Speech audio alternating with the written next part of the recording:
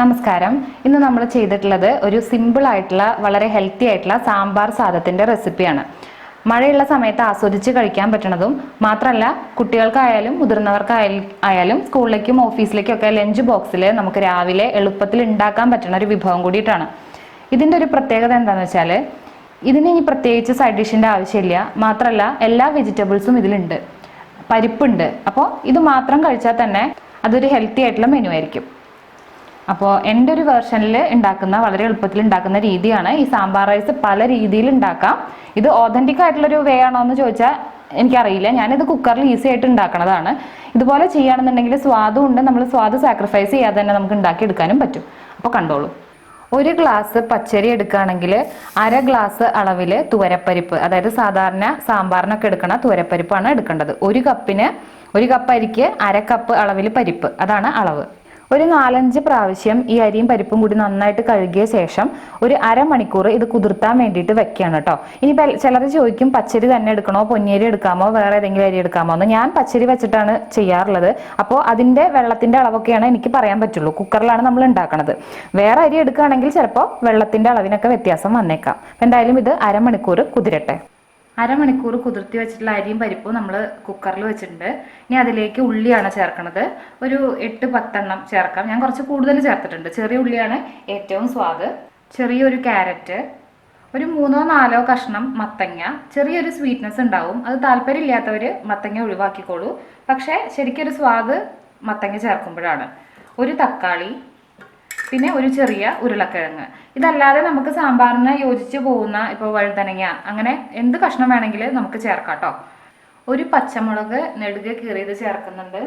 ഒരു 3/4 ടീസ്പൂൺ അളവിൽ ചെറിയ ജീരകമാണ്. ജീരകം ചേർത്താൽ പിന്നെ നമ്മൾ ചേർക്കുന്നത് പൊടികളാണ്. 1/2 ടീസ്പൂൺ മഞ്ഞൾപ്പൊടി, ഒരു 1/2 ടീസ്പൂൺ അളവിൽ മുളക് പൊടി. അവസാനം ചേർത്തിരിക്കുന്നത് സാമ്പാർ പൊടിയാണ്. സാമ്പാർ പൊടി നമ്മൾ തന്നെ പൊടിപ്പിച്ചതാണ് വീട്ടിൽ.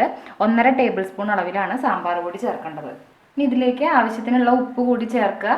ഉപ്പ് ചേർക്കുമ്പോൾ നമ്മൾ വെള്ളം ഒഴിക്കുമ്പോൾ ആ വെള്ളത്തിന് ഉപ്പിൻ്റെ സ്വാദ് കുറച്ചൊന്ന് അധികമായിട്ട് നിൽക്കണം. അപ്പോഴാണ് അരിയിലേക്ക് കറക്റ്റ് ഉപ്പ് വരുള്ളൂ.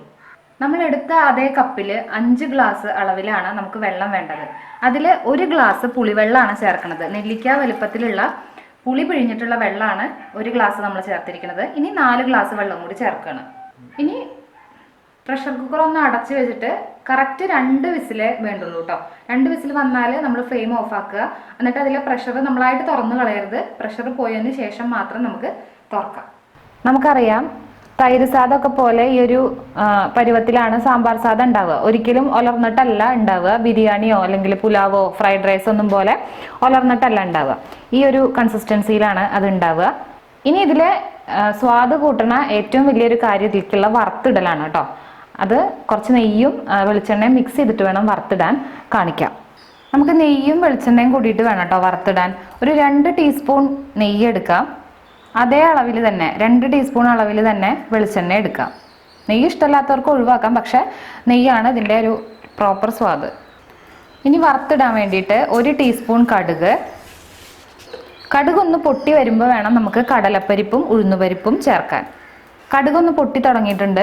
ഇതിലേക്ക് ഒരു 1/2 ടീസ്പൂൺ അളവിൽ കടലപ്പരിപ്പ് ചേർക്കുകയാണ്. 1/2 ടീസ്പൂൺ അളവിൽ ഉഴുന്ന് ചേർക്കുകയാണ്. ഒരു 1/4 ടീസ്പൂൺ മുഴുവൻ കുരുമുളക് ഇല്ലെങ്കിലും കുഴപ്പമില്ല, സ്കിപ്പ് ചെയ്യാം. ഇനി ഇതിൽ ഏറ്റവും സ്വാദ് കൂട്ടുന്നത് നമ്മൾ വറ്റൽമുളകല്ല വറുത്തിടുക. അതിൽ കൊണ്ടാട്ടമുളക് ഉണ്ടെന്നുണ്ടെങ്കിൽ കൊണ്ടാട്ടമുളക് വറുത്തിടണം. ഞാൻ പ്രത്യേകം പറയണു, ഇത് വീട്ടിൽ അമ്മ ഉണ്ടാക്കിയതാണ്. മോരിലിട്ടിട്ട് ഉപ്പ് അധികം ഇല്ലാത്തത്.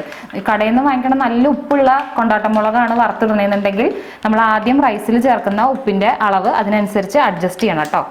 കടുകെല്ലാം പൊട്ടി കടലപ്പരിപ്പും ഉഴുന്നുപരിപ്പും നിറം മാറി വരുന്ന സമയത്ത് നമുക്ക് ഈ ഒരു കൊണ്ടാട്ടമുളക് ചേർക്കാം. അതുപോലെ 2 തണ്ട് കറിവേപ്പിലയും കൂടി ചേർക്കാം. തീ സിമ്മിൽ ഇട്ടിട്ട് വേണം കേട്ടോ.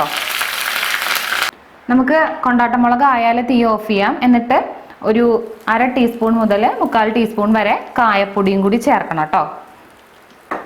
ഇതാണ് ഇതിലേക്കുള്ളൊരു വറവ്. ഇതാ ഈ വറുത്തിട്ടതും കൂടി ചേർത്തിട്ട് അങ്ങോട്ട് ഇളക്കിയാണ്ടല്ലോ നമ്മുടെ ഒരു സാമ്പാർ സാദം എന്ന് പറയുന്നത് വേറെ ലെവലാണ്. ഈ വറവ് ചെല്ലുമ്പോഴാണ് ശരിക്കും ഒരു സ്വാദും വാസനയൊക്കെ മാറുന്നത് കേട്ടോ.